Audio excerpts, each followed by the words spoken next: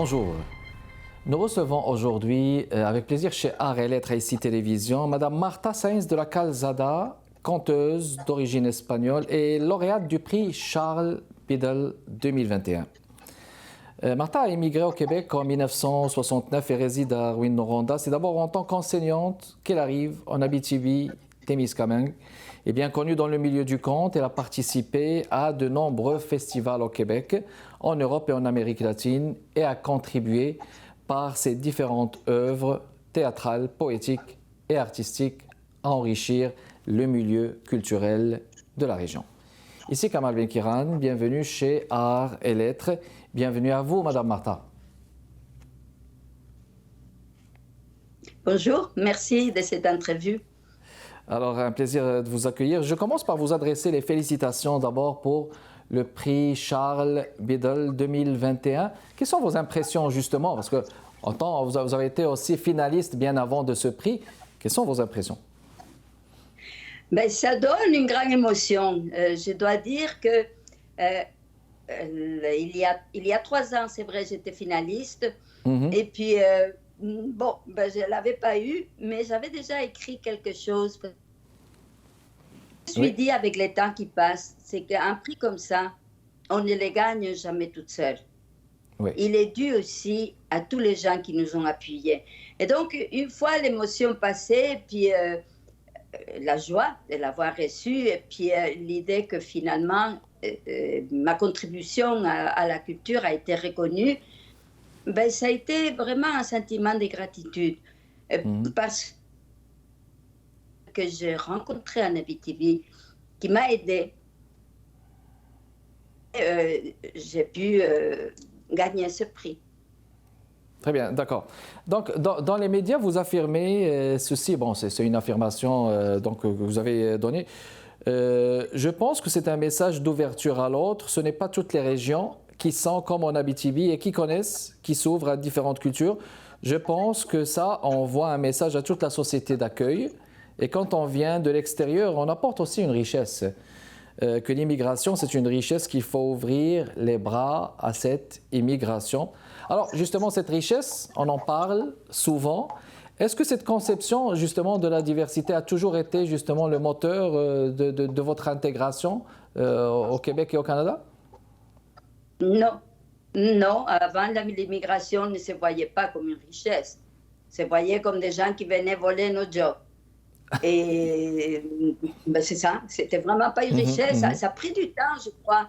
Mais quand je dis que l'Abitibi-Témiscamingue, c'est une société, que c'est vrai, parce qu'historiquement, depuis la fondation en 1927, lorsque la mine Noranda a été créée, ben, il y a eu des immigrants. Il y en a eu les Foreigners, les Fros, comme on les appelle. Il y a d'ailleurs une chanson de Richard Desjardins qui s'appelle Les Fros, qui est la contraction de ça. C'était des étrangers, c'est des gens qui venaient d'Europe de l'Est, de Pologne, d'Ukraine, d'Yougoslavie, de Pologne, et qui travaillaient dans les mines. Ils travaillaient dans les mines à Sudbury, mais ensuite, quand la mine Noranda est ouverte, ben, ils sont arrivés ici aussi. Et donc, la vie culturelle et l'apport des immigrants à Rouyn-Noranda est très fort depuis ses débuts. Il y a une église orthodoxe, une église ukrainienne, il y a l'église avec les jolies coupoles comme ça, là, comme les églises russes. Il n'y en a pas beaucoup au Québec. Il y en a une à Val-d'Or, il y en a une à Rouyn-Noranda. La vie culturelle était d'orchestre qui venait de partout, de l'Ontario, et ils montaient par le nord-ouest, par Sudbury, et apportaient donc une culture différente que la musique trad. Il y avait la musique qui venait d'ailleurs. Il y avait 7 cinémas. Il y avait la Saint-Jean était fêtée par les Ukrainiens avec des défilés de plusieurs milliers de personnes. Ce qui fait que je pense que c'est une société qui est plus ouverte que Québec, la capitale. J'étais à Québec pendant 2 années lorsque j'ai fait la maîtrise en physique. Ben, se faire des amis de Québec, de la ville de Québec, ben, on n'a pas été capable. Nos amis venaient de Montréal, venaient d'Espagne, venaient de Oui. Ce n'est pas toutes les sociétés qui sont ouvertes. D'accord. Donc, on Mais moi, s'entend ce que je que... dis, oui. Oui, on s'entend que l'immigration, c'est un parcours. Hein. Les choses ne viennent pas au début, puis ça vient de manière graduelle, cette intégration. Elle ne s'opère pas de manière vite et rapide. Lorsque vous êtes installé au Québec, justement, est-ce que vous aviez justement la vocation du théâtre et du conte bien avant? Voulez-vous nous parler de ce parcours, Mme Martin? Oui, la vocation du théâtre surtout, parce que Mhm. en Espagne, je faisais du théâtre avec des Oui. troupes universitaires. Mon père avait fait du théâtre avec Federico García Lorca, le Ah, grand OK. dramaturge espagnol Bien sûr. qui a été assassiné au début. Federico García Lorca s'était donné comme mission d'amener les grands classiques espagnols dans les villages pauvres de Castille et puis aux alentours de Madrid, d'Espagne. Et mon père a participé dans cette aventure. Et la rencontre avec García Lorca a changé sa vie. Il a Barraca, théâtre espagnol universitaire. Et il nous racontait ça. Puis moi, à 7 ans, je connaissais des poèmes de García Lorca. C'était... Ma mère n'en pouvait plus là, parce qu'il disait El Muertito, le petit mort. On parlait toujours de lui, parce que c'est une influence très forte dans la vie de mon père. García Lorca, c'était un homme qui avait un charisme extraordinaire. Je pense que tout le monde qui a fait les missions pédagogiques de l'Institution libre d'enseignance à la résidence étudiante, été marqué. Et donc, moi, en tant que fille de mon père, Luis Sainz de la Calzada, j'étais prise par ce goût du théâtre. Et donc, je faisais du théâtre en Espagne pendant plusieurs années. Et arrivant ici, j'ai voulu aussi faire du théâtre. Et j'étais déjà confrontée à un problème, mon accent. Celui de l'accent. Oui, celui de l'accent. Je ne pouvais pas jouer Tremblay. Oui, l'accent québécois, oui. Je ne l'avais pas. Oui, je pense que le problème d'accent, justement, oui, est un problème qui est posé, je veux dire, c'est un problème qui se pose au début. C'est l'accent qui m'a mené au conte. Parce que faire du théâtre était la croix et la bannière. Il fallait trouver, j'ai fait des monologues de Simone de Beauvoir. J'ai fait une prostituée française dans une pièce de théâtre, Joie les mois d'amour, de Jean Barbeau, qui était la rencontre entre un Québécois et puis une prostituée française. Et ils ne s'y comprenaient pas à cause de l'accent. C'est vraiment à cause de l'accent. D'accord. On continue la conversation avec vous. On va le faire après cette pause. Notre invitée d'aujourd'hui, mesdames et messieurs, Marta Sainz de la Calzada, lauréate du prix Charles Bidel 2021. Restez avec nous. De retour avec vous, mesdames et messieurs. On accueille Marta Sainz de la Calzada. C'est la lauréate du prix Charles Bidel 2021. On parlait de théâtre avec vous tout à l'heure, Mme Marta. Donc, le théâtre et le conte, justement, comment est-ce que vous êtes intéressé, on va dire, vous êtes allé justement vers le conte? Est-ce que c'était un cheminement naturel, justement, d'aller vers le conte? Non, j'ai compté, j'ai déjà écrit des contes en Espagne, mais j'avais jamais pensé à ça. Sauf que, effectivement, la difficulté que j'avais de faire du théâtre, comme je vous ai dit, il fallait que ça soit quelque chose où mon accent ne dérangeait pas. J'ai joué dans des trucs de Dario Fo. J'ai traduit des poèmes de mon père pour créer un spectacle bilingue, espagnol-français, dans lequel mon accent ne causait pas de problème. Mais le temps passait. Et au lieu d'être la jolie première avec un accent, mais je suis devenue la vieille avec un accent. Et il est encore plus difficile de trouver des rôles pour la vieille avec l'accent. Et donc, un jour, Nicole Garceau, à laquelle je dois beaucoup, soit dit en passant, est la directrice du Festival des contes et légendes en Abitibi-Témiscamingue, m'a dit, viens faire un conte. Et j'avais un conte justement d'une pièce de théâtre où il y avait une histoire. Et donc, je suis allée avec ces contes-là. Et là, j'ai découvert le milieu du conte.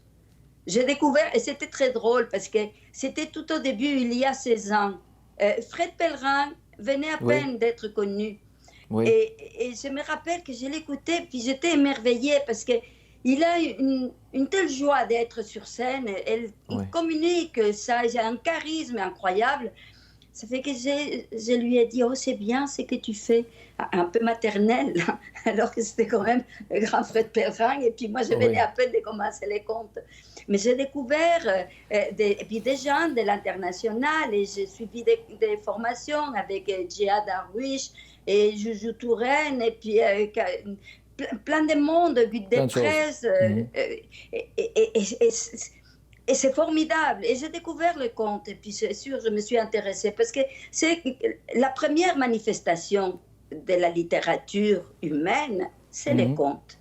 Avant l'écriture, il y avait la parole, il y avait l'oralité. Et cette narration qui nous fait créer dans notre tête des univers qui sont juste dits par l'oral. Mais comme l'Iliade le disait, il n'y avait rien dans la ville des Troies. Et Homère, ben, il a vu ce qu'il n'avait pas et il nous l'a transmis. Et c'est la force de transmission du conte.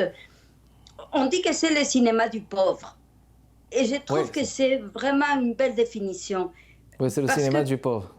Oui, parce que les contes n'ont pas besoin de décors, n'a pas besoin des grands... le conteur n'a pas besoin de se déguiser. Il est là... Et ce sont les paroles qui vont créer les décors à la tête du spectateur. Dans les contes, il y a trois choses. Il y a les conteurs, il y a l'histoire et il y a les spectateurs. Alors justement, dans ce cadre, justement, Madame Martha, bon, dans vos activités culturelles, parmi vos activités intéressantes, vous avez proposé il y a quelques années 12 récits d'immigrants vivant en Abitibi-Témiscamingue. 12 récits, 12 parcours, on va dire. En quoi ces parcours vous passionnent, justement?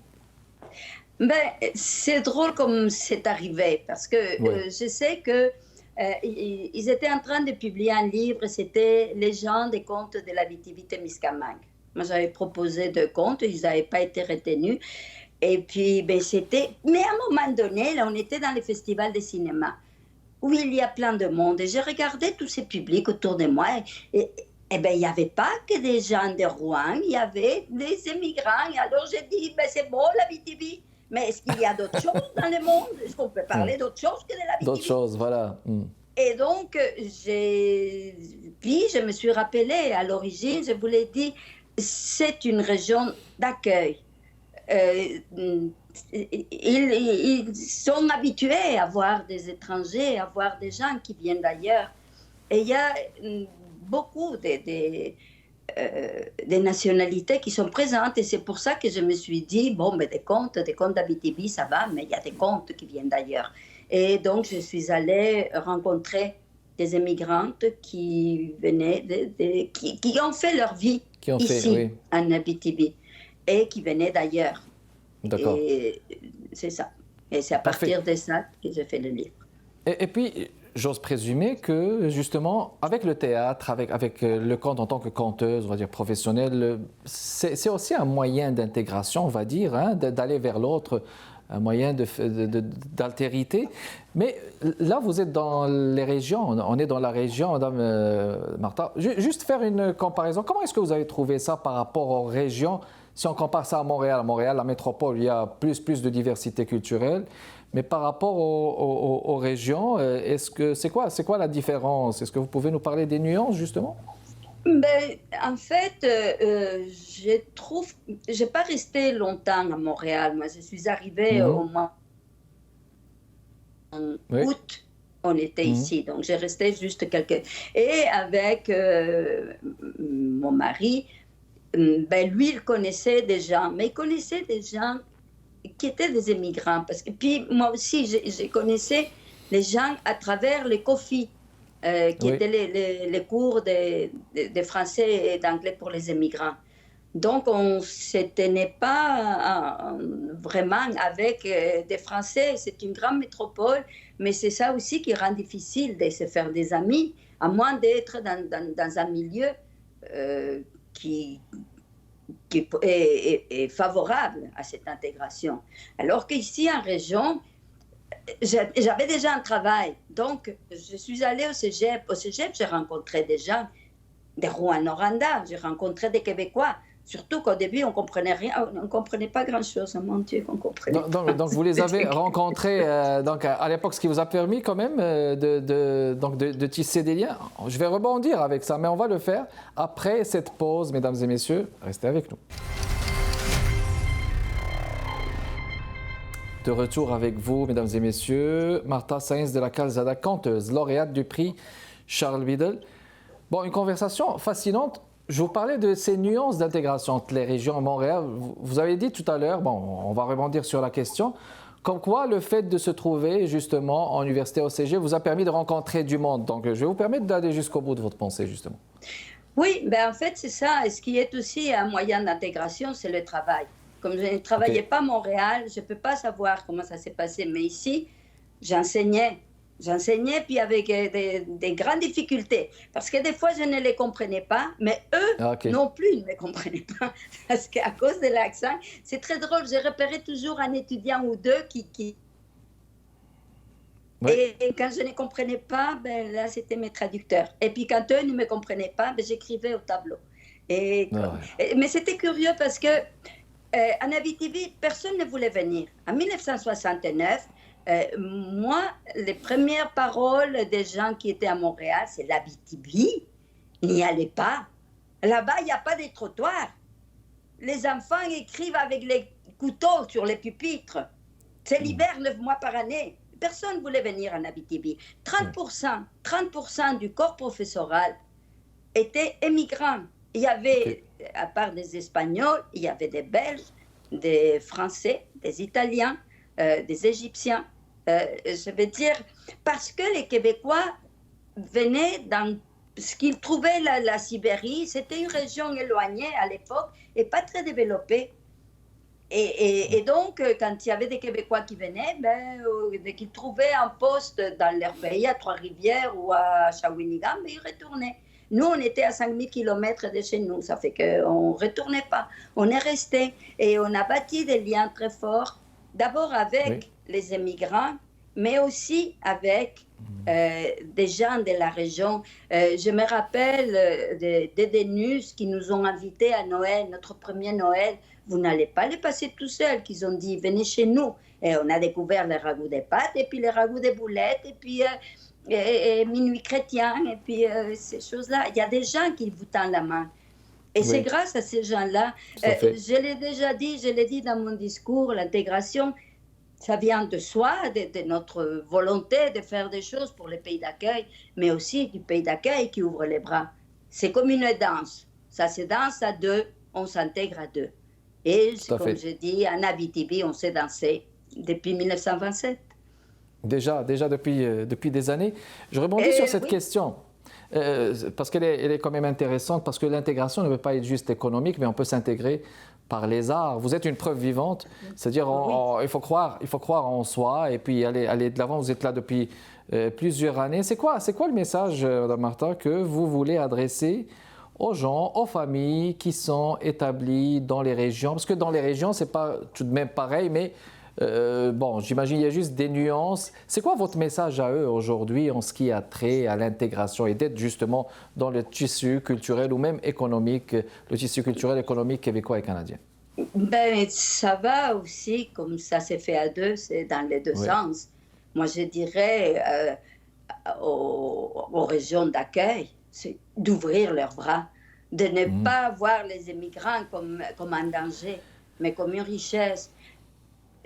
C'est la différence qui fait qu'on peut bâtir une amitié. Que les tricotés serrés, c'est très bien, mais ça ne va pas très loin, parce que ça reste justement tricoté serré, qu'il faut s'ouvrir à l'autre. Et puis à l'immigrant, je lui dirais un peu la même chose, de regarder la société qui nous accueille, d'accepter nos différences, de voir qu'il y a des valeurs différentes auxquelles il faut s'accommoder aussi. Ça s'est fait à deux. Et cette ouverture doit venir des deux. Parce que si on arrive et puis on se dit « Ah mon Dieu, ici, j'aime pas la bouffe, est-ce qu'il peut nous arriver ?»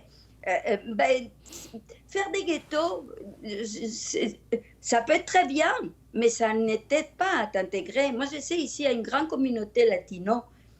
Oui. Des fois, on fait des choses ensemble et on se dit, ah non, nous, on n'élève pas les enfants comme ça, on les enlève comme ça. Et puis moi, je suis très catholique et puis l'autre n'élève. Il y a des différences, mais ils sont tous des amis qui viennent québécois, des amis de Rouen et des amis de partout. Ce qui permet de se développer. Voilà, de s'épanouir. Voilà. De s'épanouir, c'est le mot que je cherchais. Tout à fait. Alors, justement, bon, il reste à peu près 2 minutes. Je vais vous laisser nous parler, Madame Martha, justement, nous parler de ce projet ou de ces projets qui vous ont permis, justement, d'avoir le prix Charles Biddle 2021, volet régional, si je ne m'abuse. Le prix Charles Biddle 2021. Quel est ce projet et quel est votre projet d'avenir? On va le faire en 1 minute et quelques. Allez-y. En fait, moi, je pense que ce que probablement le jury a dû aimer, c'est que c'est quand même 52 ans d'apport à la culture que j'ai pu intégrer, passer du théâtre au conte, mais le fait de mon accent m'a mené à mener du théâtre d'ailleurs, des poésies d'ailleurs, qui ont enrichi la culture ici, où il y avait juste des choses québécoises. Les contes que j'ai faits, des contes des migrants, ils ont permis aussi de donner la parole à des gens que normalement ne l'ont pas. J'ai fait partie de la Mosaïque, une association d'intégration des immigrants. On a fêté le mois de l'histoire des Noirs dans toute la région. On a donné la parole à ces gens qui venaient d'Afrique et puis qui étaient aussi différents. Et mon dernier spectacle, qui s'appelle Sur les rives de la Wabakin, raconte la colonisation de la Sarre qui se passe en 1914 et parle de l'aide que les Anishinaabe, les Premières Nations, apportaient à ces agriculteurs qui arrivaient de la Beauce et des Trois-Rivières et qui ne savaient pas pêcher, ne savaient pas chasser, ne connaissaient pas la forêt, se perdaient. Et l'aide énorme que ces autochtones ont apportée à la colonisation et qui n'est jamais mise en évidence, et puis sans laquelle l'Abitibi ne se serait pas développée. Et donc, c'est toujours une ouverture vers l'autre. Et des gens qui partent aussi, parce que même dans les rives, sur les rives de la Wabakin, c'est des colons qui quittent leur Montréal pour affronter quelque chose. Et étant moi-même immigrante, ça me touche aussi. Parce que quitter son pays, c'est dur. C'est une grande aventure, justement, comme vous dites. Eh bien, c'était tout le temps qu'on avait. Merci beaucoup d'avoir accepté notre invitation. Encore une fois, félicitations pour votre prix, Madame Martha Sáenz de la Calzada. Merci beaucoup. Notre invitée d'aujourd'hui, merci de votre continuel intérêt, mesdames et messieurs. Jeudi prochain à 15h30 avec un nouvel invité. Restez avec nous. À la prochaine.